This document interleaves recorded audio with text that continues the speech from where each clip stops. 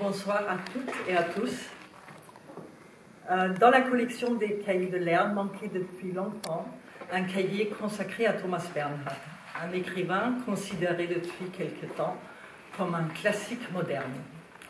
C'est désormais une chose faite. Ce cahier, nous l'avons préparé depuis 3 ans pour le faire paraître pour les 90 ans de l'écrivain autrichien. La présentation aurait dû avoir lieu le 9 février, donc le jour de son anniversaire. Cette manifestation a été reportée à 2 reprises et aujourd'hui nous sommes très heureux qu'elle puisse enfin avoir lieu. Nos remerciements vont d'abord bien sûr à la Maison de la Poésie qui nous accueille, ensuite aux éditions de Lerne, Pascal, Elisabeth, Lucie, qui nous ont accompagnés dans cette aventure, et au Forum culturel et à mon labo de recherche à l'Université de Cergy-Pontoise, qui nous ont apporté leur soutien pour la publication et pour cette soirée. Merci. C'est aussi le moment pour dire ici publiquement un grand merci à toutes celles et tous ceux qui ont contribué à ce livre. Et enfin, nous sommes très très heureux qu'on ait pu trouver une date avec Denis Podalides, qui d'ailleurs a participé au cahier, et qui va lire ce soir des textes de Thomas Bernhard, publiés pour la première fois dans le cahier de Lerne, et d'autres morceaux choisis de l'œuvre. Thomas Bernhard est connu comme romancier et dramaturge, indissolublement associé à son pays, l'Autriche. Le terreau de son œuvre est bien l'Autriche, la société autrichienne et son histoire bien particulière. Mais les textes de Bernhard ont une portée universelle. L'œuvre tout entière relève non seulement d'une radicalité éthique, mais également esthétique. L'écriture est reconnaissable entre toutes, elle est répétitive, musicale, envoûtante. Cet artiste de l'exagération et du refus était resté fidèle à cette remarque mi-ironique, mi-mégalomane, lâchée lors d'un entretien, rayonnée non seulement mondialement, mais universellement. Chaque mot dans le mille, chaque chapitre, une mise en accusation du monde. Depuis sa mort en 1999, ce rayonnement est particulièrement intense en France et même éclatant dans le monde du théâtre. Le cahier Thomas Bernhard souhaite enrichir et approfondir la connaissance de l'œuvre et du personnage. En ce qui concerne la conception et la composition de ce cahier, l'édition des œuvres complètes en 22 volumes, achevée en 2015 et dotée d'un riche appareil critique et des commentaires, nous a fortement inspirés et aidés. Cet ouvrage contient de nombreux inédits en français, textes journalistiques, récits, poèmes, lettres. À part quelques articles analytiques repris, car particulièrement pertinents pour la compréhension de l'œuvre et du personnage, nous avons réuni des analyses originales, des approches nouvelles fournies par les meilleurs spécialistes, et des contributions de comédiens, metteurs en scène et écrivains qui témoignent de leur rencontre déterminante avec les textes bernhardiens.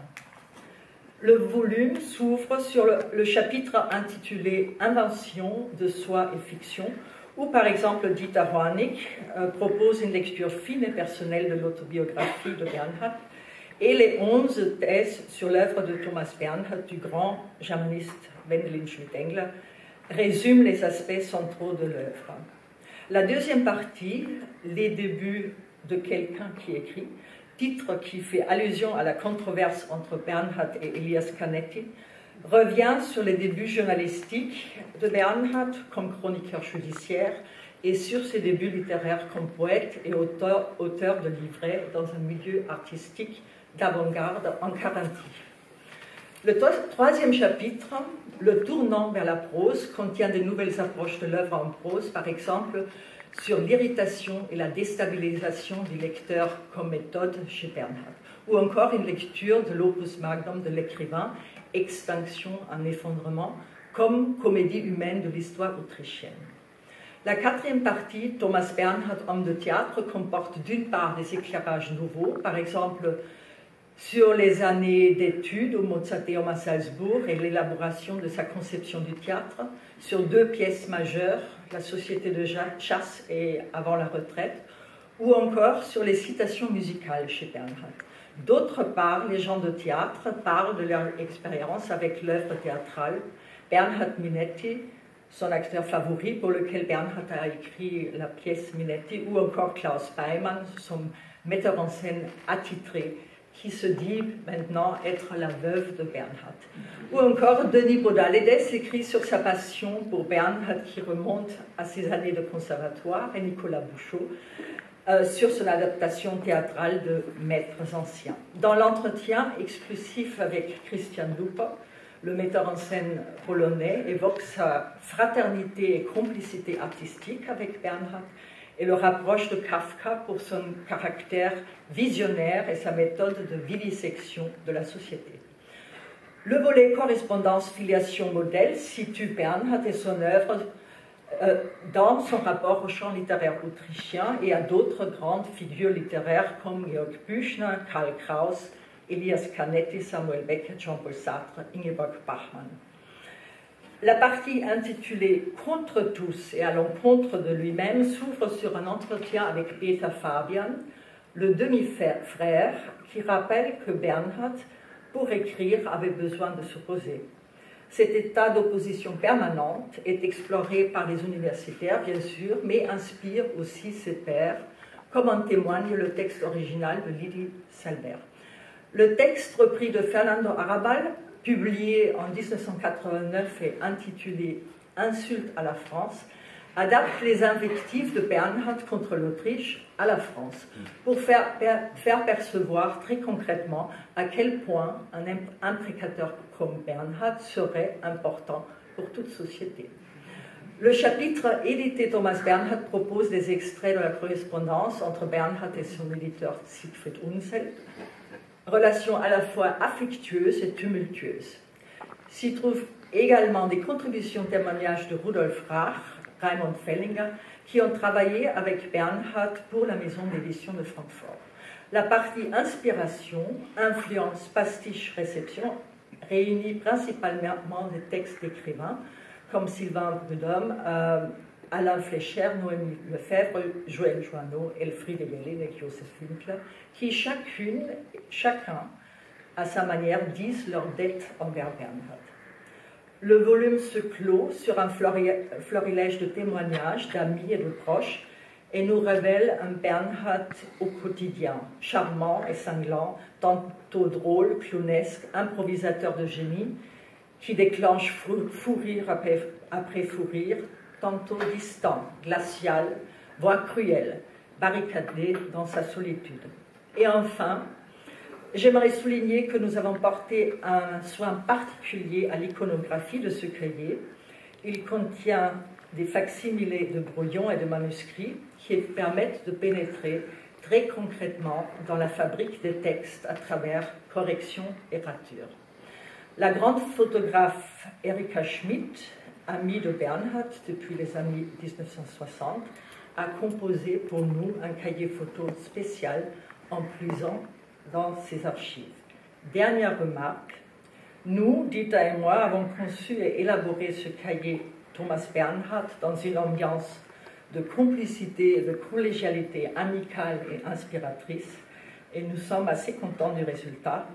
Notre objectif reste à la fois simple et ambitieux, vous donner envie de découvrir, de lire ou de relire Thomas Bernhard. Merci.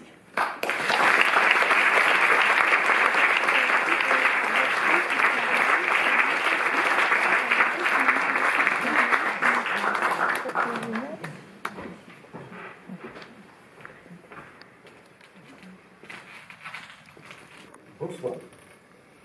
Denis va lire, je vous rassure tout de suite, je serai très bref.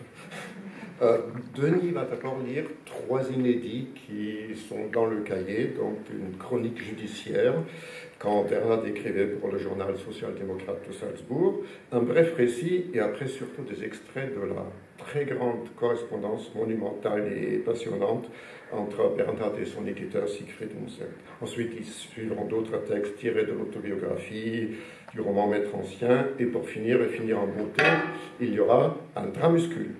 Alors je vous propose de faire un petit saut dans le temps. Remontons à l'année 1972. Thomas Bernhard est déjà célèbre, très célèbre. Ça fait 20 ans qu'il a quitté le sanatorium où il a été placé dans un mouroir, où il a déjà reçu l'extrême onction. Il s'en est sorti de justesse. Il a tenté de devenir chanteur, ça n'a pas marché non plus. Et s'en suivent 13 années mystérieuses, des années de formation, de tâtonnement et d'échecs répétés, de voyages et de lecture. Il écrit une poésie d'inspiration catholique qu'on pourrait qualifier de doloriste. On y trouve Jésus sur sa croix, Dieu y est omniprésent. Un des poèmes commence par exemple « Seigneur mon Dieu, je suis indigne de ces chants et de ces sillons ». C'est très loin du Bernhard qu'on connaît et de sa combativité. Il travaille inlassablement à des romans, mais il essuie 3 refus. Il envisage même de partir en Afrique, au Ghana, pour la coopération humanitaire. La publication de son premier roman Frost, Gel, en 1963, est un coup de maître. C'est la révélation d'un grand écrivain. Le pape de la critique littéraire en a même sauté. Et avouera plus tard qu'il craignait ne pas être à la hauteur de cette cause. En 1965, il acquiert sa ferme Carré en arrachant à son éditeur une avance de 40 000 Deutschmark, obtenue en 20 minutes au téléphone, alors que son éditeur avait 40 de fièvre. 1000 Deutschmark par degré de fièvre et par demi-minute, calcul Bernhard plus tard dans un texte pour les 60 ans de son éditeur. Après sa visite de la ferme Carré, Elias Canetti écrit « Le prince de la ferme Carré, les 3 sièges trônent. 20 paires de chaussures et de bottes, vides. 40 petits cruchons de bière, vides. La grande table blanche, vide. 6 chambres au rez-de-chaussée, vides. 6 chambres au premier, vides. Mais revenons à l'année 1972. Il est donc déjà célèbre, mais il se sait aussi condamné à moyen terme. On lui a bien diagnostiqué 5 ans plus tôt un morbus Buck, c'est-à-dire une sarcoïdose qui attaque les poumons et le cœur. Alors en 1972, un jour, dans une librairie, il feuillette une encyclopédie populaire et constate que son nom figure seulement à la 2e place, derrière Saint Bernard de Clairvaux. D'ailleurs, il se souvient qu'il a vu dans une église au Tyrol un tableau avec Saint Bernard qui est à genoux et qui reçoit directement la nourriture spirituelle qui gicle des seins nus de la Vierge. Ça l'a évidemment amusé. Alors, il est certes après Saint Bernard, mais il est tout de même devant le prince Bernard des Pays-Bas. Alors, à sa mort, quelques mois après la création de sa pièce Place des Héros au Burgtheater de Vienne, il sera une sorte de prince, lui-même, prince des lettres, et une sorte de saint. Sa sainteté le trouble faite, car c'est ainsi qu'il se définit. Je le cite. « L'homme ne veut pas se laisser troubler par le trouble fait. Un pareil trouble fait, je l'ai été toute ma vie. Je serai et resterai toujours le trouble fait, nom dont j'ai toujours été qualifié par ma famille. J'ai toujours dérangé et j'ai toujours irrité. Tout ce que j'écris, tout ce que je fais est dérangeant, irritant. Ma vie entière en tant qu'existence n'est rien d'autre qu'une volonté constante de déranger et d'irriter. Personne ne pourra contourner ce géant mort, écrit Elfriede Jelinek alors. Si Virgile a écrit l'Énéide pour légitimiter l'Empire romain, Bernhard aura écrit toute sa vie pour délégitimiter cet État autrichien. Pour Klaus Beimann, Bernhard est le plus grand patriote autrichien, et le voit à côté de Mozart. La fin de sa vie est une sorte d'apothéose. Le soir de la première de Place des Héros, le Burgtheater est complet.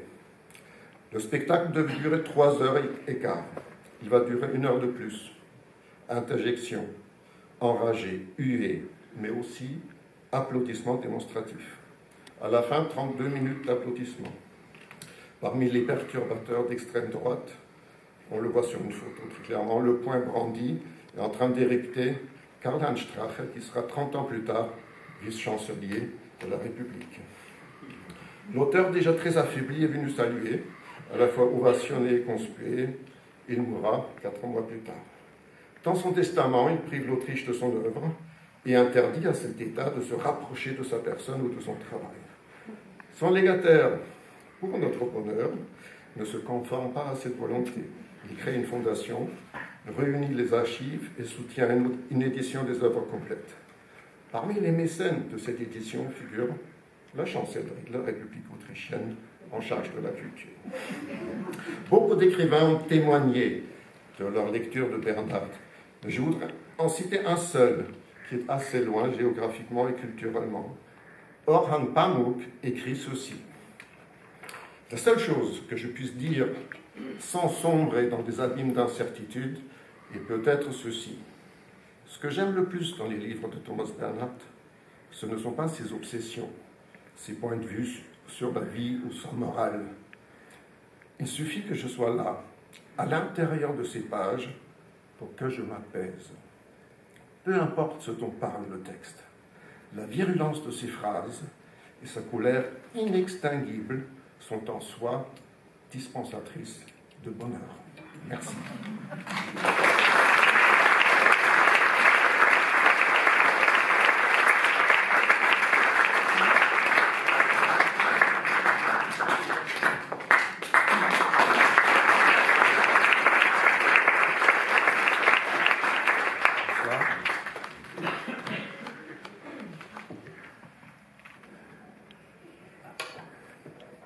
Non, ce n'est pas un sketch.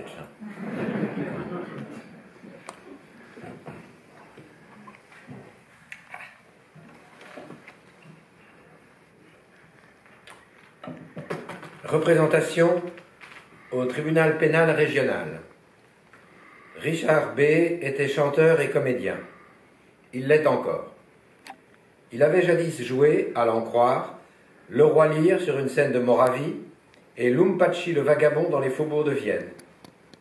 Entre deux engagements, il avait aussi, au gré des besoins de chaque directeur de théâtre, chanté L'étudiant pauvre et d'autres nouveautés du monde de l'opérette. Toujours avec succès, comme il le dit au juge unique du tribunal pénal régional, avec lequel il négocie à présent sa participation immédiate à une pièce en prison.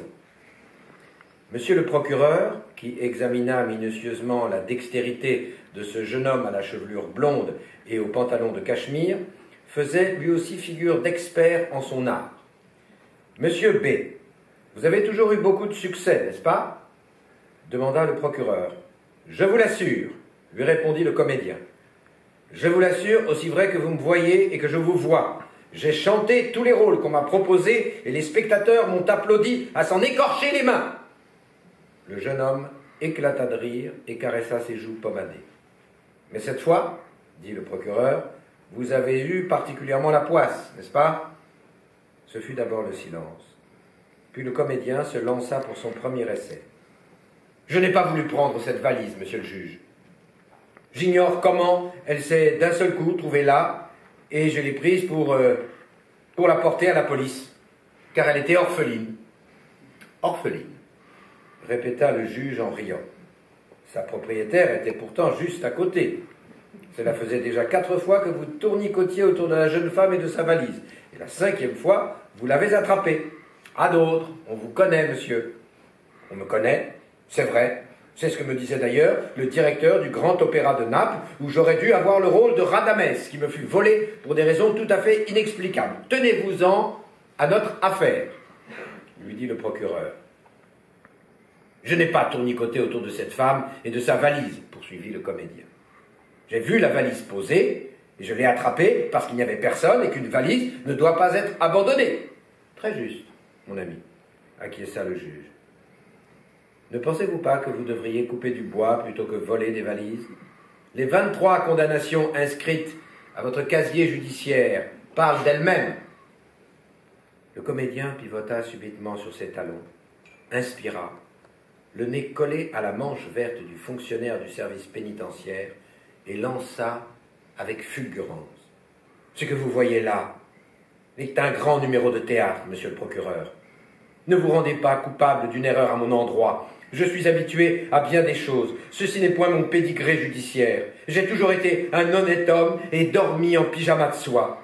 Vous êtes libre de me croire ou pas. En revanche, m'enfermer, ce serait me condamner, lançait-il à présent, avec force pathos, à la salle.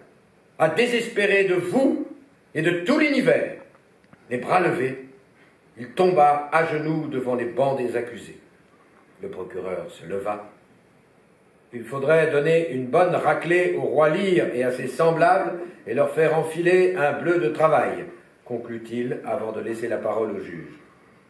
Richard B. fut condamné à 6 mois de prison aggravée. Antécédents judiciaires inclus, déclara le juge, et Richard B. s'écria « Je n'y survivrai pas, messieurs. Emmenez-moi, emmenez-moi !» À la menotte du fonctionnaire du service pénitentiaire, il fut escorté sur scène où il a entamé hier après-midi sa saison dans la pièce contemporaine Derrière les barreaux.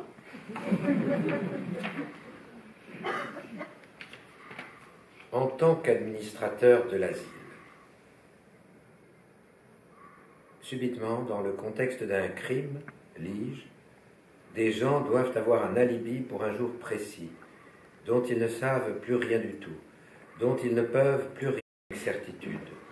Cela m'effraie, rien que parce qu'ils ont oublié le jour précis et dans beaucoup de cas, effectivement, le jour fatal. Des centaines de milliers de personnes sont poursuivies par la justice et enfermées pendant des années, des décennies et même à perpétuité. Il ne faut surtout pas penser que les prisons soient uniquement peuplées de coupables. Vraisemblablement, il y a plus d'innocents que de coupables dans les prisons. Combien ont été exécutés en étant innocents, pensai-je. Et qu'ai-je fait vendredi dernier, l'avant-dernier samedi, mardi il y a 15 jours, lundi il y a 3 semaines, ou par exemple le jour de mes 34 ans? Je ne sais même plus ce que j'ai fait hier, sans parler d'avant-hier. Subitement, un homme doit se rappeler ce qu'il a fait le 31 avril 1967, aujourd'hui, 3 ans plus tard. Cela ridiculise la justice, mais plonge beaucoup de monde dans le plus grand malheur qu'on puisse imaginer. Un homme qui aujourd'hui ne sait pas ce qu'il a fait le 31 avril 1967 peut être condamné, comme je le lis, à 20 ans de réclusion, c'est-à-dire de prison, pensais-je, alors qu'il parle pendant le petit déjeuner. Je me tais parce que j'ai pris l'habitude de me taire pendant le petit déjeuner. Eux parlent pendant le petit déjeuner parce qu'ils ont pris l'habitude de parler pendant le petit déjeuner. Ils parlent sans cesse pendant qu'ils prennent le petit déjeuner, alors que je pense et me tais sans cesse pendant qu'ils prennent leur petit déjeuner, alors que je pense. Rien n'est plus déprimant, pensais-je, que de réfléchir à la justice. Il n'y a rien de plus déprimant que de réfléchir à la justice. Chaque jour, pendant le petit déjeuner, je réfléchis à la justice. Je n'arrive plus, pendant le petit déjeuner, à ne pas m'obliger à réfléchir à la justice. Alors que je serais sans doute l'homme le plus heureux si je n'étais plus obligé de réfléchir à la justice. Si tout ce qui concerne la justice m'était totalement indifférent, je pense. Il parle pendant que tu te tais.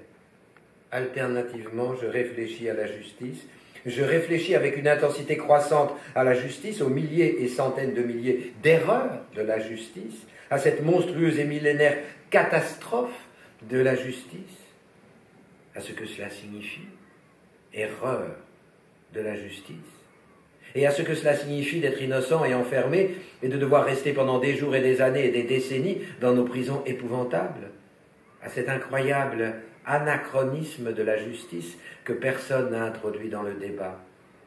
Tu penses sans cesse pendant qu'il parle sans cesse, pensais-je, à comment il parle, et comment tu penses, et comment il mange, et comment tu manges, et comment il ne se laisse pas déranger pendant qu'il mange, et pendant tu ne te laisses pas déranger pendant que tu penses. Comment il mange avec une intensité croissante, et comment tu penses avec une intensité croissante, et comment, pendant que tu penses et pendant qu'il mange, tu es tout à coup occupé par le rapport entre toi en train de penser et eux en train de manger, et entre ta taciturnité et leur loquacité, et entre ton art de penser et leur art de manger, et entre leur dilettantisme de mangeur et ton dilettantisme de penseur.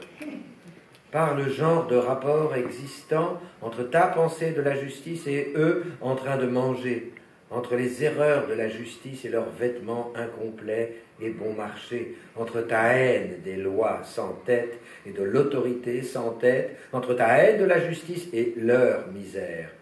Occupé par le genre de rapport existant entre leur voracité continue et ta haine de la justice, qu'il s'agit d'une part d'une justice totalement ruinée et d'autre part de gens totalement ruinés, de chaussures déchirées et pourries, de gens déchirés et pourris, et de lois déchirées et pourries, de gens déchirés et pourris, qu'il existe un rapport évident entre la débilité de la justice et la débilité de l'asile, entre le crime et la façon dont les occupants finissent leur soupe à la cuillère, entre le gouvernement et le conseil municipal en charge de l'asile, entre le législateur de la justice et le législateur de l'asile, entre les établissements pénitentiaires et les geôles pénitentiaires d'une part, et les maisons de retraite et les asiles d'autre part, que la justice peut être comparée sans difficulté avec les vieux penchés sur leur bol de soupe, la justice et les vieux, voire les deux, la justice et les bols de soupe.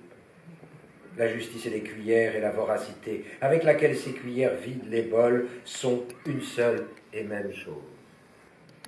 1970. De Thomas Bernhard à Siegfried Unseld, Ohlsdorf. 12 avril 1973. Cher monsieur Unseld, lundi, à Munich, dans les Kammerspiele, j'ai dû assister au massacre ignoble d'une de mes pièces de théâtre, à l'assassinat brutal et stupide du travail qui s'intitule « L'ignorant et le fou » et qu'il faut compter parmi les pièces les plus difficiles du théâtre en général. Et c'est cette œuvre d'art que la maison a cédée, sans aucun scrupule, à un théâtre qui ne réunit nullement les conditions pour mettre une de mes pièces convenablement en scène, à une équipe de conseillers littéraires composée essentiellement d'idiots, en fait d'idiots de province, et à une catégorie d'acteurs qui peut se déchaîner sur une opérette de Léa à St. Pölten ou dans la ville thermale de Baden, mais qui n'aurait jamais dû être lâché sur une de mes œuvres. La maison a confié ma pièce à un metteur en scène qui n'avait de toute sa vie jamais fait de mise en scène, alors qu'avec mes pièces de théâtre, les meilleures, la poignée de metteurs en scène de première qualité ont déjà du mal et réfléchissent sans doute longuement pour savoir s'ils vont aborder mon travail. Le rideau s'est levé et la catastrophe qui allait suivre était évidente pour moi. C'est ce que Beethoven aurait ressenti s'il avait débarqué à l'improviste lors d'une exécution de sa 9e ou de sa 7e symphonie dans le Musikverein de Vienne, où aurait joué un orchestre de la police en sous-effectif. La mise en scène de Munich n'avait même pas le niveau d'une représentation faite par des bacheliers. Et si cela ne s'était retourné contre le public trompé et ignoblement trompé, je serais monté sur la scène pour tuer ces acteurs mégalomanes, ces infâmes lémuriens, de mes propres mains, non sans avoir administré auparavant des gifles mortelles aux soi-disant metteurs en scène. Ce théâtre allemand, cher monsieur Unseld, ouvre grand sa gueule jusqu'à la monstruosité alors qu'il n'a pas le moindre cerveau. De Siegfried Unseld à Thomas Bernhard. Francfort-sur-le-Main, 15 juillet 1975. Cher Thomas Bernhard, un éditeur aussi est un être humain. Lui aussi a besoin d'être brossé dans le sens du poil. S'il est seulement battu comme un chien, alors il ne peut que devenir encore plus servile. Je vous enverrai un télégramme avec 2 dates pour une rencontre. J'espère que l'une des 2 vous conviendra. J'apporterai à cette rencontre le 3e quart du prêt. De Thomas Bernhard à Siegfried Unseld. Ohlsdorf, 15 février 1978. Cher Siegfried Unseld, j'ai toujours estimé les maladies plus que tout, car s'en sortir a toujours été le capital le plus grand et le plus important pour l'esprit. Une maladie qui vous a jeté dans un lit remplace d'épais pavés. Si nous prenons 3 maladies plutôt graves dans une vie, nous sommes, si nous avons la tête et le courage pour cela, tellement loin devant les autres que nous avons du mal à les distinguer derrière nous. Chaque maladie nous rend plus forts. Avec chacune, nous voyons plus profondément. Chacune est d'une valeur inestimable. Si nous la surmontons, parce que nous le voulons, avec la tête. Secrètement, les têtes savent pour quelles raisons elles sont de temps à autre malades. J'ai abandonné l'Australie et le reste aussi. Quand je travaille, je suis heureux. Cordialement, Thomas Bernhard. De Thomas Bernhard à Siegfried Unseld, 31 novembre 1985. Cher docteur Unseld, j'ai appris par Madame C que plus de 30 000 exemplaires des maîtres anciens ont été vendus. Cela fait plaisir. Mais en Espagne, où j'ai été la semaine dernière pour entendre de nouveau une autre langue que l'allemand, si grossier, j'ai pensé que cela aurait même pu être plus de 100 000 si vous aviez donné à mes maîtres anciens le même élan publicitaire qu'on avait fondamentalement petit bourgeois de Martin Walser. Vous n'avez mis qu'un litre d'essence ordinaire dans ma Rolls-Royce en la laissant sur place, alors que dans l'Opel Kadett de votre ami, vous avez fait installer 4 à 5 réservoirs supplémentaires que vous avez fait remplir de super. Avec les maîtres anciens, j'aurais effectivement eu toutes les chances d'obtenir des ventes exceptionnelles, chances dont vous m'avez privé en investissant toute la force publicitaire dans le livre de M. Walser et en me laissant plus ou moins par terre. De Siegfried Unseld à Thomas Bernhardt, Francfort-sur-le-Main, 24 novembre 1988. Cher Monsieur Bernhardt, j'ai reçu hier soir votre lettre du 20 novembre. Pour moi, un seuil de douleur est non seulement atteint, il a été dépassé. Après tout ce que nous avons eu en commun pendant des décennies, et particulièrement ces 2 dernières années, vous me désavouez, moi, les collaborateurs acquis à votre cause et travaillant pour vous, et vous désavouez la maison d'édition. Je n'en peux plus. Votre Siegfried Unseld. De Thomas Bernhardt à Siegfried Unseld. Vienne, 25 novembre 1988. Cher Siegfried Unseld, si, comme le dit votre télégramme, vous n'en pouvez plus, alors effacez-moi de votre maison et de votre mémoire. J'étais certainement un des auteurs les moins compliqués que vous ayez jamais eu. Votre très respectueux Thomas Bernhardt.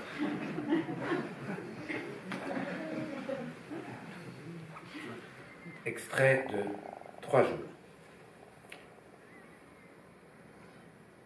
Pourquoi cette obscurité?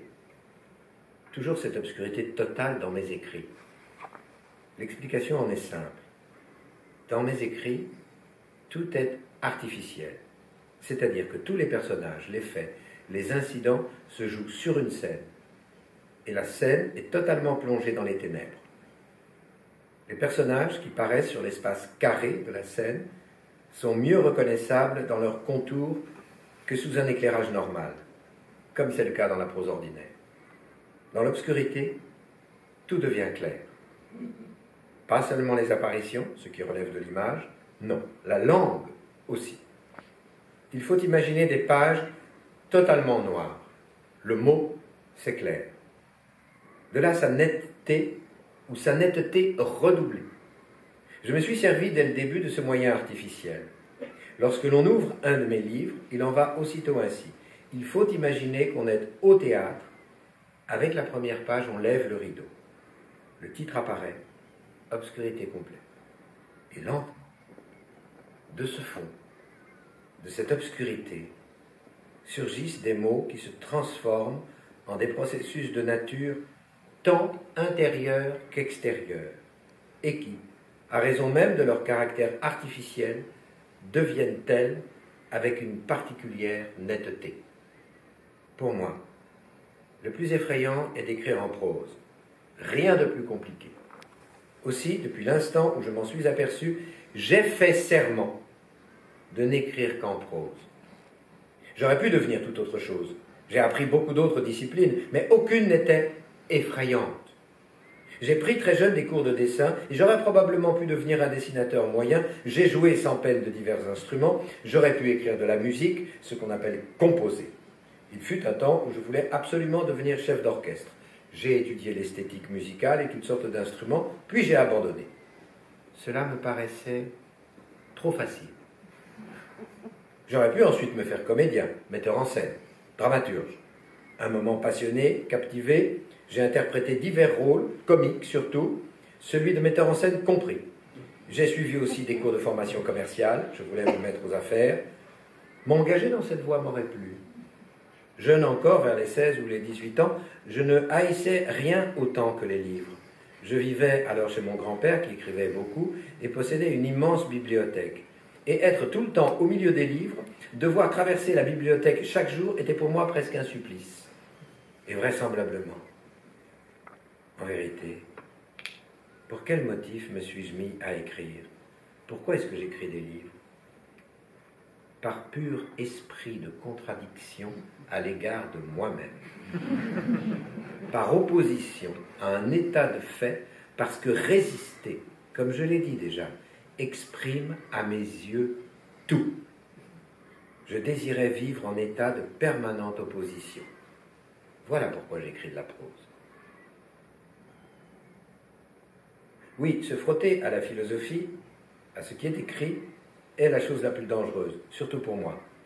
Je tourne autour du pot pendant des heures, des jours, des semaines. Je refuse tout contact, je ne veux rien de tout ça. D'autre part, les écrivains qui sont pour moi les plus importants sont mes plus grands adversaires, mes pires ennemis. Je suis en état de permanente défense contre les auteurs auxquels on a totalement succombé. Et j'ai succombé, précisément, à Musil, Pavese, Ezra Pound. En se comparant à de tels auteurs, on se juge ridicule, on n'oserait plus écrire. Mais on en vient petit à petit à dominer même les plus grands. On les diminue. On peut se placer au-dessus de Virginia Woolf, de Forster. Et alors là, je dois écrire. Et cette comparaison, c'est précisément l'art qu'il faut essayer de maîtriser. C'est l'unique école qui ait un sens, en ce qui me concerne, qui me porte en avant, qui me fasse progresser. Il ne doit rien y avoir d'entier. Il faut le pulvériser. Ce qui est réussi, ce qui est beau, devient toujours plus suspect. Il faut interrompre un chemin si possible à un moment imprévu. Rien de plus faux que de terminer réellement ce qu'on appelle un chapitre. Et rien de plus faux que d'écrire un livre jusqu'au bout. C'est la faute la plus grave que puisse commettre un auteur. De même dans les rapports avec autrui, mieux vaut rompre brusquement.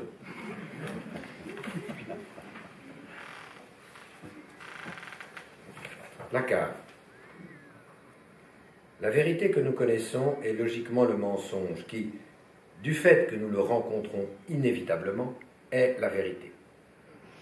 Ce qui est décrit ici est et n'est pas la vérité, parce que ce ne peut être la vérité. Dans toute notre existence de lecteur, nous n'avons jamais lu une vérité, même si nous avons sans cesse lu des faits. Sans cesse, rien que le mensonge-vérité, la vérité-mensonge, etc. Ce qui importe, c'est si nous avons la volonté de mentir ou celle de dire et écrire la vérité, même si cela ne peut jamais être, si ce n'est jamais la vérité. Toute ma vie, j'ai toujours voulu dire la vérité, même si je sais à présent que ce que je disais était mensonge. Au bout du compte, ce qui importe seulement, c'est la part de vérité qu'il y a dans le mensonge. La raison m'a depuis longtemps interdit de dire et écrire la vérité, parce qu'en le faisant, on n'a dit et écrit qu'un mensonge. Mais l'écriture est pour moi une nécessité vitale. C'est pour cela, c'est pour cette raison que j'écris, même si tout ce que j'écris n'est pourtant rien qu'un mensonge qui est transporté par moi comme une vérité. Certes, nous pouvons exiger la vérité, mais la sincérité nous démontre que la vérité n'existe pas. Ce que nous décrivons ici est la vérité, et ce n'est pas elle, pour la simple raison que la vérité n'est pour nous qu'un vœu pieux.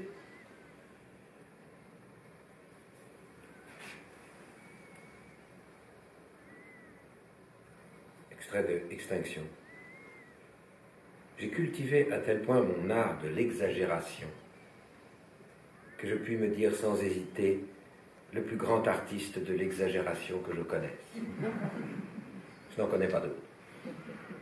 Personne n'a jamais poussé si loin son art de l'exagération, ai-je dit à Gambetti. Et ensuite, que si l'on voulait un jour me demander tout de go ce que je suis vraiment au fond de moi-même, je ne pourrais répondre que le plus grand artiste de l'exagération que je connaisse. Là-dessus, Gambetti a de nouveau éclaté de son rire gambettien et m'a contaminé de son rire gambettien, si bien que nous avons ri tous deux cet après-midi-là sur le Pincio, comme nous n'avions jamais ri auparavant. Mais naturellement, cette phrase est à son tour une exagération. C'est ce que je pense, à présent, en l'écrivant, et caractéristique de mon art de l'exagération. Ce jour-là, j'ai dit à Gambetti que l'art d'exagérer est, à mon sens, un art de surmonter. de surmonter l'existence. Ai-je dit à Gambetti, supporter l'existence grâce à l'exagération. Finalement, grâce à l'art de l'exagération, ai-je dit à Gambetti, la rendre possible. Plus je vieillis, plus je me réfugie dans mon art de l'exagération, ai-je dit à Gambetti. Ceux qui ont le mieux surmonté l'existence ont toujours été de grands artistes de l'exagération, peu importe ce qu'ils furent, ce qu'ils ont produit, Gambetti. Ils ne l'ont tout de même été, en fin de compte, que grâce à leur art de l'exagération. Le peintre qui n'exagère pas est un mauvais peintre. Le musicien qui n'exagère pas est un mauvais musicien. Ai-je dit à Gambetti, tout comme l'écrivain qui n'exagère pas est un mauvais écrivain. En même temps, il peut arriver aussi que le véritable art de l'exagération consiste à tout minimiser.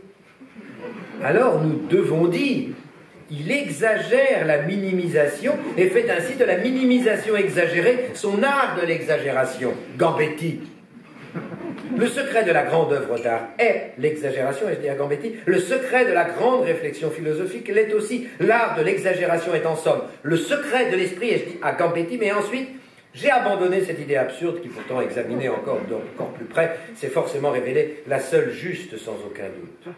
Et je me suis éloigné de la maison des chasseurs en direction de la ferme et me suis dirigé vers la villa des enfants, tout en pensant que c'était la villa des enfants qui m'avait inspiré ces pensées absurdes. Extinction. Ai-je pensé sur le chemin du retour de la villa des enfants à la ferme? Pourquoi pas? Mais ce n'est pas pour tout de suite. Il me faut beaucoup de temps pour cela. Plus d'1 an, peut-être 2, peut-être même 3 ans. L'origine. Salzbourg est une façade perfide sur laquelle le monde peint sans interruption sa mystification et derrière laquelle l'esprit ou l'individu créateur doit nécessairement s'étioler, dépérir et mourir à petit feu. Une maladie mortelle sous le joug de laquelle ses habitants tombent à leur naissance ou vers laquelle ils sont entraînés. Si à l'instant décisif ils ne s'en vont pas, tôt ou tard, ils se suicideront, directement ou indirectement, totalement à l'improviste, sous l'effet de toutes ces conditions affreuses, ou bien ils périront directement ou indirectement, lentement et misérablement sur cette terre mortelle, archi-épiscopale par l'architecture, abrutie dans le national-socialisme et le catholicisme, et au fond intégralement ennemie des hommes. Pour qui la connaît, elle et ses habitants, cette ville est à la surface un beau cimetière, mais sous la surface, un cimetière effectivement terrible des imaginations et des désirs. Pour l'écolier ou l'étudiant qui essaye de trouver le bon chemin et le bon droit dans cette ville, qui jouit d'un renom de beauté édifiante, et qui par surcroît, au temps des soi-disant festivals, jouit du renom du soi-disant grand art, cette ville ne tarde plus à n'être qu'un musée glacé de la mort, ouvert à toutes les maladies et bassesses. L'internat cachot signifie de plus en plus une aggravation de peine et finalement une absence totale de perspective et d'espoir. Que ceux qui l'aimaient, comme il l'a toujours cru, l'ont jeté en pleine conscience dans ce cachot construit par l'État, il ne le comprend pas. Ce qui l'occupe en premier lieu, dès les premiers jours, c'est naturellement l'idée de suicide. Étouffer la vie ou l'existence pour ne plus être forcé de les vivre et d'exister. Mettre fin à cette misère et à cette détresse complète, soudainement apparue, en sautant par la fenêtre ou en se pendant, par exemple, dans la petite pièce où l'on range les chaussures au rez-de-chaussée. Cela lui paraît la seule chose à faire, mais il ne la fait pas.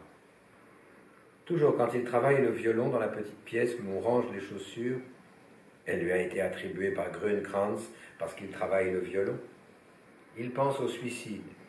C'est dans la petite pièce où l'on range les chaussures que les possibilités de se pendre sont les plus grandes. Obtenir une corde n'implique pour lui aucune espèce de difficulté, et dès le second jour, il fait un essai avec ses bretelles, mais abandonne cet essai et travaille son violon. Ainsi, entrer dans le cabinet aux chaussures, qui est sans aucun doute la pièce la plus effrayante de tout l'internat, c'est chercher refuge en lui-même, sous le prétexte de travailler le violon, et il travaille le violon avec une telle force dans la petite pièce aux chaussures que même pendant qu'il travaille le violon dans le cabinet aux chaussures, il craint sans cesse que la petite pièce aux chaussures doive exploser à tout instant.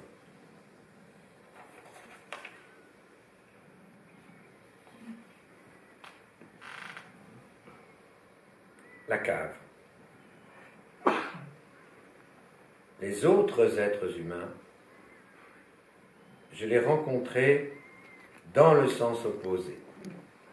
En cessant d'aller au lycée que je détestais pour me rendre au lieu de mon apprentissage, ma planche de salut, contre toute raison, en cessant d'aller vers le centre de la ville par la Reichenhaller Straße avec le fils d'un haut fonctionnaire pour me diriger vers la périphérie par la Rudolf-Bibelstraße avec le compagnon serrurier de la maison voisine, en ne prenant pas le chemin qui traverse les jardins à l'abandon, passe devant les villas artistement construites et mène à la haute école de la bourgeoisie, grande ou petite, mais en passant devant l'institution pour aveugles et sourds-muets, en franchissant les remblais du chemin de fer, en prenant par les jardins ouvriers, en longeant la palissade du terrain de sport près de l'asile d'aliénés de Lehen, pour me rendre à la haute école des marginaux et des pauvres, la haute école de fous, la cité de Scherzhauserfeld, quartier de terreur absolue de la ville,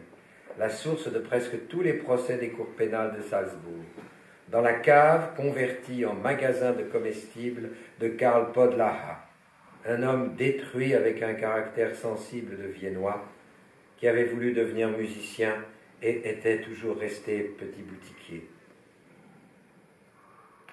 J'avais le sentiment d'avoir échappé à l'une des plus grandes absurdités humaines, le lycée.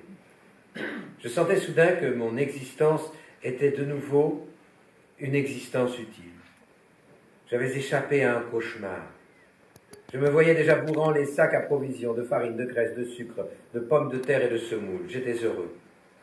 J'avais fait demi-tour au milieu de la Reichenhaller Straße. J'étais allé à l'office du travail. Je n'avais pas laissé un instant de repos à la fonctionnaire. Elle m'avait proposé beaucoup d'adresses, mais pendant longtemps, aucune dans le sens opposé. Je voulais aller dans le sens opposé. Cette notion, aller dans le sens opposé, je l'avais sans cesse énoncée en moi-même sur le chemin de l'office du travail. Sans cesse, dans le sens opposé. La fonctionnaire ne comprenait pas quand je disais dans le sens opposé, car je lui avais dit une fois, je veux aller dans le sens opposé. Elle me jugeait vraisemblablement fou, car je lui avais effectivement dit plusieurs fois dans le sens opposé. Comment, pensais-je, pouvait-elle d'ailleurs me comprendre alors qu'elle ne savait absolument rien de moi, pas la moindre chose? Désespérant déjà complètement de moi et de son fichier, elle m'avait proposé une série de places d'apprenti, mais ces places, en totalité, n'étaient pas dans le sens opposé, et il me fallait refuser ces offres. Je ne voulais pas aller dans un autre sens, je voulais aller dans le sens opposé. Un compromis était devenu impossible. C'était pourquoi la fonctionnaire avait dû sans cesse recommencer à extraire une fiche du fichier, et j'avais dû refuser cette adresse du fichier, parce que je voulais aller sans compromis dans le sens opposé. Non dans un autre sens, seulement dans le sens opposé.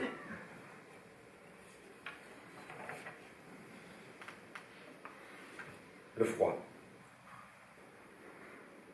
Ce n'était pas parce que j'étais catholique que j'allais à la chapelle les dimanches, mais parce que je n'étais pas seulement devenu un être qui aime la musique, mais un fou de musique, qui avait toujours le dessein de faire de la musique le signe suprême attestant la justification de son existence et sa seule vraie passion, le complexe de sa vie. Ainsi, ces dimanches, debout à côté de l'harmonium sur lequel jouait mon ami chef d'orchestre, je chantais une messe de Schubert. Les dimanches, à 6 heures du matin. Une dizaine ou une douzaine de malades se rassemblaient ici pour chanter dans leurs robes de chambre, leurs pullovers râpés de laine bon marché, et chantaient avec la ferveur de l'amateur la messe de Schubert à la gloire et en l'honneur du Dieu éternel. 3 ou 4 sœurs de la Sainte Croix stimulaient ces pauvres voix sortant de gorges amaigries et tremblantes, les poussaient dans le Kyrie et continuaient ainsi, inflexiblement et inexorablement, tout le long de la messe, jusqu'à l'Agnus Dei, où le plus haut degré d'épuisement était alors atteint. Celui qui chantait ici avait la faveur des sœurs infirmières. Il était avant les autres, en possession d'une couverture plus chaude. Il pouvait espérer obtenir un drap en meilleur état avant les autres, une place à la fenêtre d'où l'on avait une meilleure vue. À la fin, grand Dieu, nous chantons ta louange, toujours avec la plus grande intensité possible, sortant de toutes ces gorges rongées, croissantes. J'étais là, chantant avec les autres, criant avec les autres, croassant avec les autres.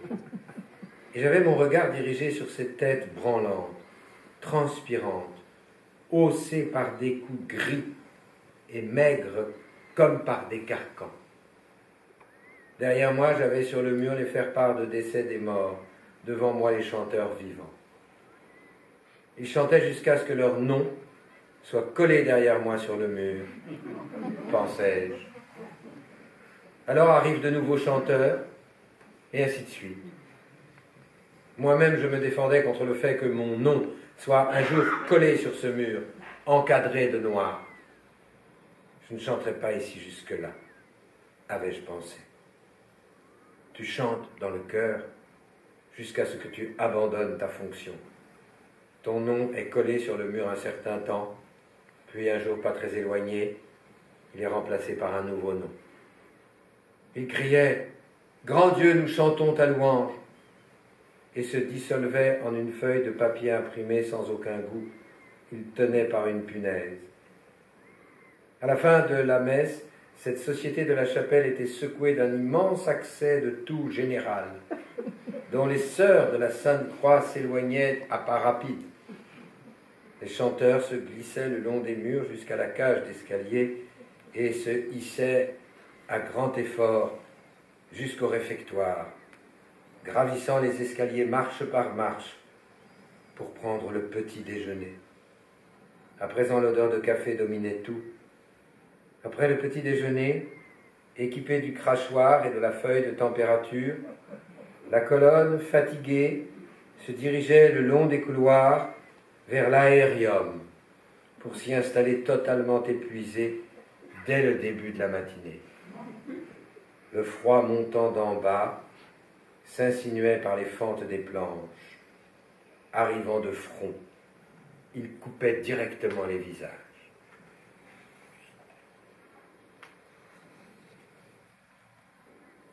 Maîtres anciens. Heidegger, après qui ont couru les générations de la guerre et de l'après-guerre, qui, déjà de son vivant, ont déversé sur lui une avalanche de thèses de doctorat répugnantes et stupides, je le vois toujours assis sur le banc devant sa maison de la Forêt-Noire, à côté de sa femme qui, dans son enthousiasme pervers pour le tricot, lui tricote sans arrêt des mi-bas d'hiver avec la laine, tondue par elle-même, de leur propre mouton heideggerien. Heidegger, je ne peux pas le voir autrement qu'assis sur le banc devant sa maison de la Forêt-Noire, à côté de lui sa femme qui toute sa vie l'a complètement dominé et qui lui a confectionné tous ses mi-bas au tricot et tous ses bonnets au crochet, et qui lui a cuit son pain et tissé ses draps, et qui lui a même fabriqué ses sandales. Heidegger était une tête kitsch, a dit Reger, tout comme Stifter, mais tout de même encore beaucoup plus ridicule que Stifter, qui était en fait un personnage tragique, contrairement à Heidegger qui n'a jamais été que comique. tout aussi petit bourgeois que Stifter, tout aussi effroyablement mégalomane, un faible penseur préalpin, selon moi. Tout juste fait pour la potée philosophique allemande. Ce Heidegger, ils l'ont tous avalé gloutonnement pendant des décennies, plus que tout autre, et ils en ont bourré leur estomac allemand de germanistes et de philosophes. Heidegger avait une figure ordinaire, pas une figure marquée par l'esprit, a dit Reger. C'était un homme tout à fait dépourvu d'esprit, dénué de toute imagination, dénué de toute sensibilité, un ruminant philosophique foncièrement allemand, une vache philosophique continuellement pleine, a dit Reger, qui paissait sur la philosophie allemande et qui, pendant des décennies, a lâché sur elle ses bouses coquettes dans la forêt noire. Heidegger était en quelque sorte un escroc philosophique, a dit Reger, qui a réussi à mettre sans dessus-dessous toute une génération de spécialistes allemands en sciences humaines. Heidegger est un épisode repoussant de l'histoire de la philosophie allemande, a dit Reger hier, auquel tous les Allemands savants ont participé et participent encore. Aujourd'hui, Heidegger n'a pas encore été entièrement percé à jour. Si la vache Heidegger a bien maigri, on continue toujours à tirer le lait heideggerien. Heidegger, dans sa culotte de golf feutrée, devant l'hypocrite blockhaus de Tottenhauberg, ne reste plus pour moi qu'une photo qui le démasse. Petit bourgeois de la pensée avec le bonnet noir de la forêt noire sur sa tête, dans laquelle n'a jamais cessé de bouillonner l'imbécilité allemande. Voilà ce qu'a dit Reger. J'ai vu une série de photographies qu'une photographe de très grand talent a faites de Heidegger, qui a toujours eu l'air d'un officier d'état-major bedonnant, à la retraite, a dit Reger, et que je vous montrerai un jour. Sur ces photographies, Heidegger se lève de son lit. Heidegger se recouche dans son lit. Heidegger dort. Il s'éveille, il met son caleçon, il enfile ses mi-bas, il boit une gorgée de vin nouveau, il sort de son blockhaus et contemple l'horizon. Il taille son bâton, il met son bonnet, il ôte son bonnet, il tient son bonnet dans ses mains, il écarte les jambes, il lève la tête, il baisse la tête, il met sa main droite dans la main gauche de sa femme met sa main gauche dans sa droite à lui. Il marche devant la maison, il marche derrière la maison, il se dirige vers sa maison, il s'éloigne de sa maison, il lit, il mange, il trempe sa cuillère dans sa soupe, il se coupe une tranche de pain, cuit par lui-même. Il ouvre un livre, écrit par lui-même. Il ferme un livre, écrit par lui-même. Il se baisse, il s'étire, et ainsi de suite, a dit Reger. C'est à vomir. Si déjà les Wagneriens ne sont pas supportables, que dire des Heideggeriens, a dit Reger. Mais naturellement, Heidegger n'est pas comparable à Wagner, qui lui était effectivement un génie, à qui la notion de génie s'applique effectivement, plus qu'à tout autre, alors que Heidegger n'a tout de même été qu'un petit suiveur philosophe de deuxième ordre. Heidegger a été, c'est clair, le philosophe allemand le plus choyé de ce siècle, en même temps que le plus insignifiant. Allaient en pèlerinage chez Heidegger surtout ceux qui confondent la philosophie avec l'art culinaire, qui prennent la philosophie pour un plat cuisiné, un rôti, un bouilli, ce qui correspond tout à fait au goût allemand. Heidegger tenait sa cour à Tottenhauberg et, sur son piédestal philosophique de forêt noire, se laissait admirer à tout moment, telle une vache sacrée. Même un directeur de journal d'Allemagne du Nord, célèbre et redouté, s'est dévotement agenouillé devant lui, la bouche ouverte, comme si, au soleil couchant, il attendait en quelque sorte de ce Heidegger assis sur son banc devant sa maison, l'hostie spirituelle. Tous ces gens sont allés en pèlerinage chez Heidegger à Tottenhauberg et se sont ridiculisés, a dit Reger. Ils sont en quelque sorte allés en pèlerinage dans la forêt noire philosophique et sur la montagne sacrée Heidegger et se sont agenouillés devant leur idole. Que leur idole était un zéro sur le plan de l'esprit, dans leur stupidité, ils ne pouvaient pas le savoir. Ils ne s'en doutaient même pas, a dit Reger. Mais la période Heidegger est tout de même instructive comme exemple du culte des Allemands pour les philosophes. C'est toujours au faux qu'ils s'accrochent, a dit Reger, à ceux qui leur correspondent, aux stupides et aux douteux. Mais ce qui est terrible, a-t-il ajouté, c'est que je suis un parent de ces deux-là, de Stifter du côté maternel, de Heidegger du côté paternel. C'est proprement grotesque, a dit Reger hier. Même Bruckner, je suis un de ses parents, même si c'est à la mode de Bretagne, comme on dit, mais tout de même un parent. Mais je ne suis naturellement pas assez bête pour avoir honte de ses parentés. Ce serait tout de même le comble de la bêtise, a dit Reger. Je vais vous lire maintenant un petit dramuscule.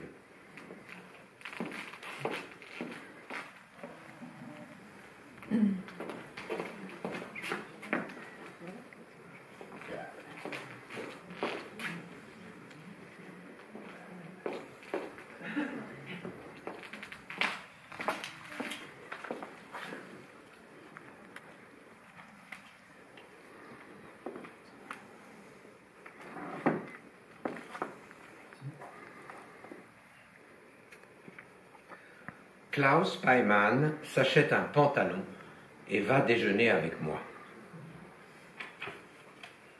À Vienne.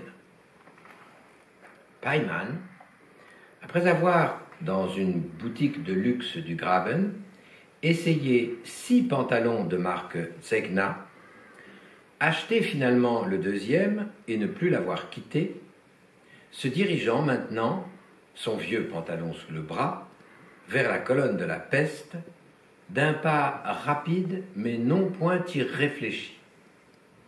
Un pantalon qui va peut rendre plus heureux que n'importe quoi d'autre. Vous ne trouvez pas, Bernard? Moi, c'est naturel. Peimann. D'une part, le pantalon qui va, d'autre part, Richard III dans la tête. Ça rend quand même heureux, Bernard. Tiens, faisons donc quelques pas, Bernard.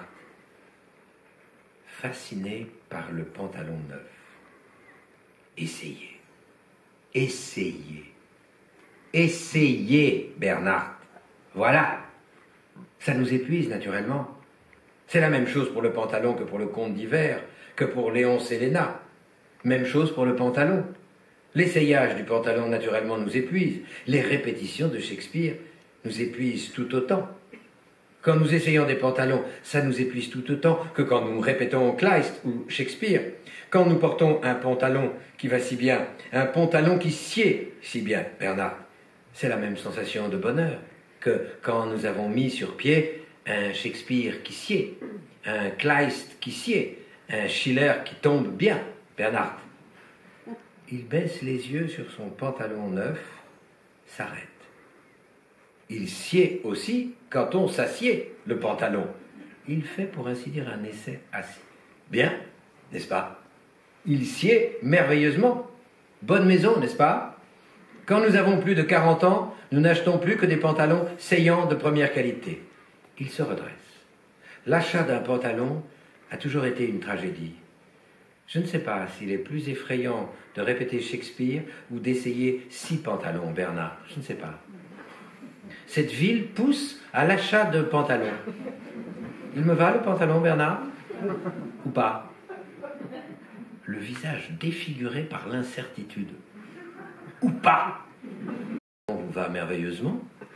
Zegna fait les meilleurs pantalons. Vous, c'est la coupe italienne qui vous va. Vous n'êtes absolument pas un personnage fait pour la coupe anglaise.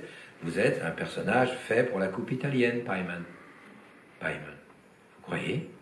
Moi, évidemment. C'est dans un pantalon de Zegna que vous avez la plus belle allure, Peimann. Il y a quelques années, je me promenais en haillons. Moi. Avant 40 ans, vous vous promeniez en haillons. En hiver, par moins 22.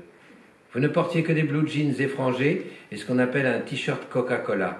Jusqu'au moment où vous avez mis en scène Iphigénie à Stuttgart. Avec Iphigénie, tout d'un coup, vous étiez habillé avec beaucoup d'élégance.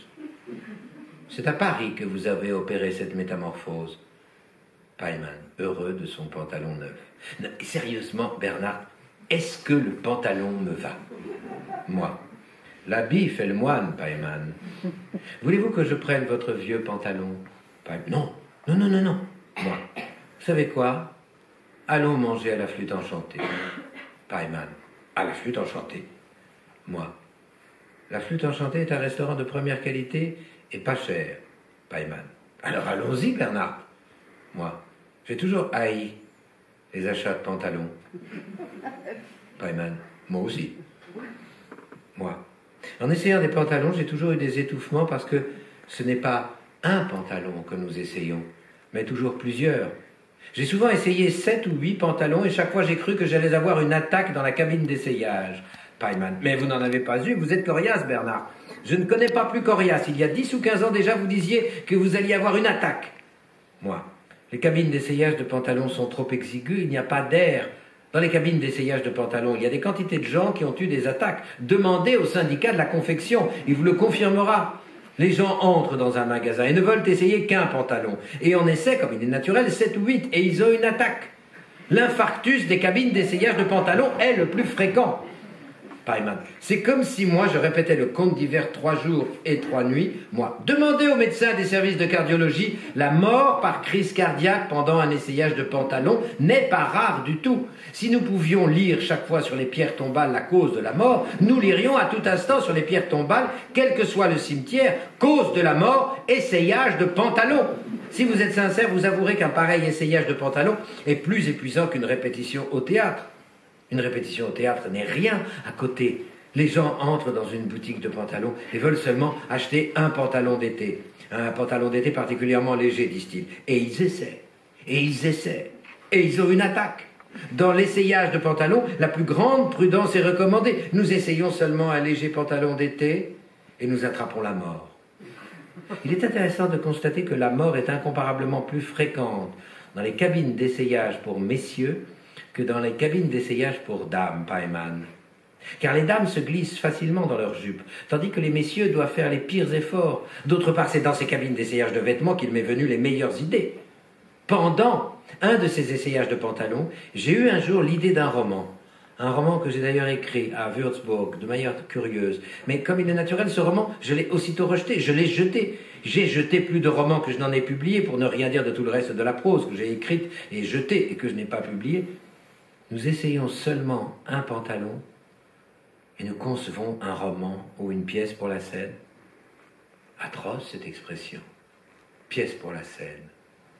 D'abord le mot scène, mais aussi le mot pièce, et encore plus l'expression pièce pour la scène. Je hais d'ailleurs aussi le mot théâtre. Et le mot acteur, je le hais comme aucun autre. Tout ce qui a rapport au théâtre, je le hais comme rien d'autre. Je hais la scène, je hais les acteurs sur la scène, je hais l'univers du théâtre. Paiman, je ne peux pas en dire autant. Moi, c'est naturel. Vous êtes un homme de théâtre, comme on dit. Mais moi, je ne suis pas un homme de théâtre. De la tête aux pieds et de tout votre cœur, vous aimez le théâtre. Vous êtes fou de théâtre. Je hais le théâtre de la tête aux pieds et je l'exècre comme rien d'autre. Rien ne me répugne davantage, mais c'est justement pour cela que je lui suis livré. Je hais le théâtre et tout ce qui a rapport au théâtre et je lui suis livré. Vous lui êtes livré par amour, je lui suis livré par haine. Paiman, le théâtre est mon univers. Moi, ce n'est pas mon univers. Paiman, le théâtre est ma passion, Bernard. Rien que le théâtre. Moi. C'est exactement l'inverse pour moi. J'exècre le théâtre, il m'attire. Parce que je l'exècre. Vous aimez les acteurs, je les hais. Vous aimez le public, je le hais. Vous aimez la scène, je la hais. Tout ce que vous aimez, je le hais. Tout ce que vous exécrez, je l'aime. J'aime tout ce que vous exécrez. Paiman. Une bonne soupe au bœuf, Bernard. Voilà ce dont j'ai envie maintenant. Quand il fait bien chaud, nous avons envie d'une soupe au bœuf bien chaude. L'Autriche est le meilleur pays de soupe au bœuf. Rien n'est meilleur en Autriche que la soupe au bœuf. Dans aucun pays au monde, vous n'avez de meilleure soupe au bœuf, Bernard. Moi, vous ne voulez vraiment pas que je prenne votre vieux pantalon? Paiman, vous n'y pensez pas, Bernard. Si je n'avais même pas la force de porter tout seul mon vieux pantalon, pour qui me prenez-vous? Après tout, je suis directeur du Burgtheater. Là, j'ai besoin d'un peu plus de force que pour porter mon vieux pantalon, Bernard. Il accélère le pas dans la Kärntnerstrasse en direction de l'opéra. Être directeur du Burgtheater, c'est une permanente épreuve de force. Ça ne me fait pas peur, Bernard. Le Burgtheater c'est de l'haltérophilie, Bernard. De l'haltérophilie, Bernard, le Burgtheater. Comment peut-il donc vous venir à l'esprit que je ne puisse même pas porter mon vieux pantalon alors que je suis directeur du Burgtheater? Le directeur du Burgtheater doit porter jour après jour tout le Burgtheater. Métaphoriquement, Bernard, métaphoriquement. Imaginez un peu, jour après jour, tout ce Burgtheater tel qu'il est, Bernard, tout ce Burgtheater regorgeant d'acteurs et de dramaturges, le ramasser dès le petit matin et le soulever bien haut, et le soulever toujours plus haut, Bernard, encore et toujours plus haut, Bernard. Et le directeur du Burgtheater soulève le Burgtheater, toujours plus haut que ne le font tous les autres directeurs pour leur théâtre. Imaginez un peu, Bernard. Vous vous réveillez au petit matin et vous savez que vous devez soulever le Burgtheater bien haut et toujours plus haut, plus haut. Et en tous les cas, comme directeur du Burgtheater, le Burgtheater plus haut que tous les autres directeurs de leur théâtre. Ces scènes ridicules, Bernard, ces scènes ridicules d'Allemagne et de Suisse, et en général toutes ces scènes ridicules d'Europe, je hisse chaque jour le Burgtheater à une hauteur où aucun autre directeur ne hisse sa scène. Moi, mais vous êtes donc un vrai Kraftlaken. Paiman, qu'est-ce que c'est que ça? Moi, un Kraftlaken est quelqu'un qui n'a pas autant de force qu'il devrait en avoir, mais qui en montre plus que personne d'autre. C'est ça un Kraftlaken? Oui, c'est ça, un Kraftlaken. Les concepts autrichiens sont d'un comique irrésistible. Presque tout ici est d'un comique irrésistible. Je m'aperçois qu'ici, presque tout est d'un comique irrésistible. L'Autriche est la plus folle comédie que j'ai eue sous les yeux, moi. Les Autrichiens croient que leur patrie est une tragédie, alors que c'est en fait une comédie. Paiman, c'est une comédie, l'Autriche. Et quelle comédie! Une monstrueuse comédie. Comme si elle avait été écrite par la quintessence de Shakespeare. De fait, j'ai souvent le sentiment, Bernard, que l'Autriche est une comédie de Shakespeare. Que l'on n'a pas besoin de mettre en scène, elle est déjà là. L'unique, la grandiose, la comédie achevée, la plus folle de toutes, c'est l'autrichienne. Pensez seulement aux interprètes, ils sont là. Pensez seulement au décor, il est là. Pensez seulement à la musique de scène, elle est là. La plus folle comédie de tous les temps, c'est l'Autriche. Aucune pièce de théâtre au monde n'approche celle-là. Et ce sont les Autrichiens eux-mêmes qui ont mis en scène cette comédie la plus folle de tous les temps. La comédie populaire totale, c'est l'Autriche. La comédie populaire totale, aucun écrivain, vous compris, mon cher Bernard, n'aurait pu écrire cette comédie la plus folle de toutes. Aucun metteur en scène, moi compris, n'aurait jamais pu la mettre en scène. Et cette Autriche comme décor est aussi le plus fou qu'il y ait jamais eu. Probablement, cette Autriche était la seule comédie universelle totale, Bernard. S'il y a un théâtre, c'est l'Autriche. S'il y a des acteurs, ce sont les Autrichiens. S'il y a un décor, c'est l'Autriche. En face de cette Autriche comme comédie universelle, mon cher Bernard, vous n'êtes rien. Et moi-même, en face, je ne suis rien, car jamais vous n'auriez pu écrire quelque chose d'aussi puissant, quelque chose d'aussi unique, quelque chose d'aussi monstrueux. Et moi, je n'aurais jamais pu mettre en scène quelque chose d'aussi puissant et unique et monstrueux. Et notre cher Karl Ernst Hermann n'aurait jamais pu faire de décor pour quelque chose d'aussi puissant et quelque chose d'aussi unique et quelque chose d'aussi monstrueux. En face, nous autres gens de théâtre, nous sommes littéralement de ridicules nains. Vous êtes un nain de l'écriture, Bernard. Moi, je suis un nain de la mise en scène. Hermann est un nain de l'architecture scénique. En face de cette Autriche, quand on me demande où est le meilleur théâtre du monde, je réponds toujours l'Autriche. Je dis l'Autriche. Sur quoi les gens demandent toujours où en Autriche? Et je réponds, mais pas en Autriche, l'Autriche, c'est l'Autriche elle-même. Allez en Autriche, dis-je à tous ces gens, et vous entrerez dans le tout premier théâtre de l'univers. Prenez une bonne place, dis-je à tous ces gens. Prenez un lit à l'Impérial, ou au Bristol, aux Harrer, ou à l'Ambassadeur, et savourez le théâtre le plus fou du monde, dis-je à tous ces gens, que naturellement je stupéfie. Je pensais, disent tous ces gens, que le théâtre le plus fou était celui où vous travaillez, monsieur Paiman. Et vous travaillez bien dorénavant au Burgtheater. Donc c'est bien le Burgtheater dorénavant qui est le meilleur théâtre du monde. Non, dis-je, non. Ce n'est pas moi, ce n'est pas le Burgtheater non plus. C'est l'Autriche. L'Autriche est le meilleur théâtre du monde. C'est comme ça que je stupéfie les gens, Bernard. C'est comme ça que je les plonge dans le désarroi. Les gens croient alors que je suis fou. Ils s'attendaient de ma part à la folie des grandeurs et découvrent que je ne suis rien d'autre que fou, puisque je dis que l'Autriche est le meilleur théâtre du monde. Mon cher Bernard, toute ma vie, j'ai mené les gens par le bout du nez, comme vous-même les avez menés toute votre vie par le bout du nez. En tant que directeur du Burgtheater, j'ai littéralement le devoir de mener les gens par le bout du nez. Je fais un pied de nez aux gens et je les mène par le bout du nez. Parce qu'en tant que directeur du Burgtheater, je ne peux pas faire autrement que de mener les gens par le bout du nez. Par le bout du pied de nez que je leur fais. Un directeur du Burgtheater est naturellement un très grand faiseur de pieds de nez. Vous le savez bien, Bernard. Vous, le grand faiseur de pieds de nez. Je suis rempli de bonheur à la pensée que nous deux, vous en tant qu'écrivain, moi en tant que directeur du Burgtheater, nous faisons des pieds de nez aux gens. Pourquoi un directeur du Burgtheater est-il là? Sinon pour faire des pieds de nez aux gens, au nez et à la barbe du Burgtheater, au nez gigantesque et enflé du Burgtheater. Écrivez donc une pièce, Bernard, où vous ferez un pied de nez à tous. C'est une pièce comme ça que je voudrais de vous. Une vraie pièce pied de nez. Asseyez-vous à votre table, Bernard, et écrivez une pareille pièce pied de nez. Du grand théâtre, Bernard. Beaucoup de monde, beaucoup de saloperies, beaucoup de folie des grandeurs, beaucoup de crimes, de mauvais goût, de bassesse. Un vrai théâtre de Burgtheater. Une vraie grande comédie pied de nez, universellement perturbatrice. Portez donc une bonne fois pour toutes votre impitoyable brutalité à la scène, tout votre dégoût universel. Pas seulement la moitié de votre dégoût universel, mais tout votre dégoût universel, Bernard. Écrivez-nous une pièce de ce théâtre universel qui mette en pièces le Burgtheater. Une vraie farce universelle grandiose, Bernard, qui fasse exploser le Burgtheater, à faire trembler toute la ville de Vienne. Vous voyez bien ce que je veux dire. Vous savez, n'est-ce pas, ce que j'ai toujours attendu de vous, cette grande réussite universellement renversante, cette comédie pour tous sortant l'univers de Ségon, cette comédie monstre. Vous voyez, n'est-ce pas, Bernard? Écrivez quelque chose qui repousse tout le reste dans l'ombre. Abattez tout simplement une bonne fois, d'un trait de plume, toute la littérature universelle. Enfoncez-la tout simplement une bonne fois sous terre. Prenez votre courage à deux mains, Bernard, et d'un coup de plume, crevez le ventre à l'univers, donnez un grand coup de pied, faites-nous prendre un pied universel, Bernard.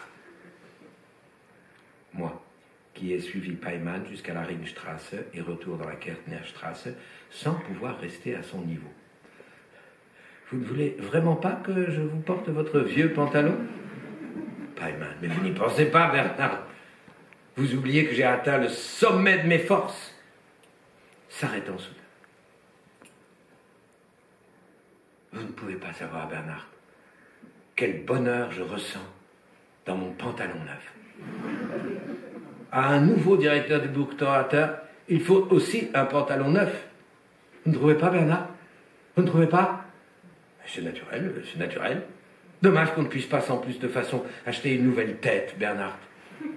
J'irais bien là, à l'instant, dans une boutique avec vous, m'acheter une nouvelle tête. Car en fait, toute la vie, nous ne nous promenons qu'avec une tête usagée, je veux dire, avec une tête hors d'usage, avec une tête devenue importable. Tout le monde porte une tête importable. Toutes les têtes que nous voyons sont des têtes hors d'usage. Moi-même, naturellement, j'ai une tête complètement hors d'usage. À peine avons-nous une tête que nous avons déjà une tête hors d'usage. L'univers entier n'a que des têtes hors d'usage. Ce serait tout de même fantastique, Bernard, si nous pouvions aller maintenant dans un magasin et pouvions nous y acheter des têtes neuves. Et puis vous en porteriez une neuve. Je porterai votre vieille tête hors d'usage dans le sac en plastique. Et j'en porterai aussi une neuve, et vous porteriez ma vieille tête dans le sac en plastique. Et nous irions avec nos têtes neuves sur les épaules manger à la flûte enchantée. Et nous aurions nos vieilles têtes dans les sacs en plastique. Mais en fait, il suffit parfois de nous acheter un pantalon neuf, Bernard. Il n'est pas obligatoire que ce soit une tête neuve. Ou alors un chapeau neuf. Et de porter le vieux dans le sac en plastique avec nous. Ah, Bernard, tout ce que je me suis promis de vous comme auteur dramatique, mais je n'ai pas abandonné l'espoir. Souvent, je me dis la nuit, quand je me réveille, il écrira bien un jour la pièce que j'attends. Je n'ai pas abandonné cet espoir, Bernard. Je n'ai jamais abandonné l'espoir. Paiman entre avec moi, la flûte enchantée, et nous nous asseyons. Puis, quand il a lu la carte, choisit quelque chose et regardait tout autour de la salle de la flûte enchantée. Qui est-ce là? Moi. Le vice-chancelier, un nazi. Et celui-là, le ministre de l'Agriculture, un vieux nazi. Et celui-là, là-bas, le ministre de la Défense, un nazi. Et celui-là, le ministre des Affaires étrangères, un vieux nazi. Et celui-là, là-bas, le président de la Cour des comptes, un vieux nazi. Et celui-là, le rédacteur en chef du journal le plus prestigieux de Vienne, un vieux nazi. Et celui-là, là, le rédacteur en chef du deuxième journal le plus prestigieux de Vienne, un vieux nazi. Et celui-là, là-bas, c'est le ministre des Arts et de la Culture, un imbécile, un idiot. Et celui-là, là, ah ça c'est le chancelier fédéral, un imbécile. Et celui-là, ça c'est le président fédéral nouvellement élu, un vieux nazi. Et ceux-là, là-bas, rien que des nazis. Et les autres, rien que des imbéciles et des nazis.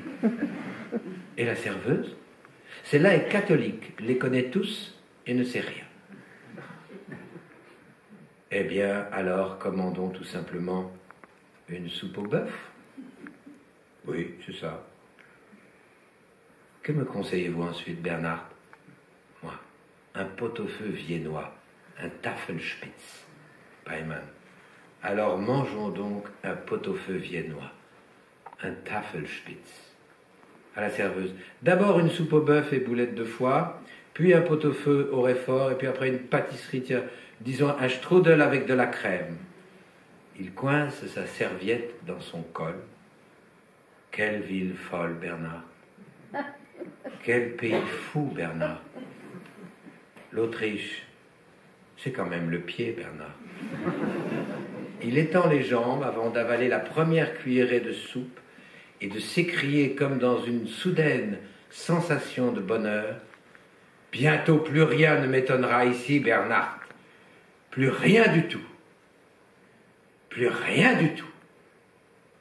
Il mange sa soupe, d'abord lentement, puis très vite. Rideau.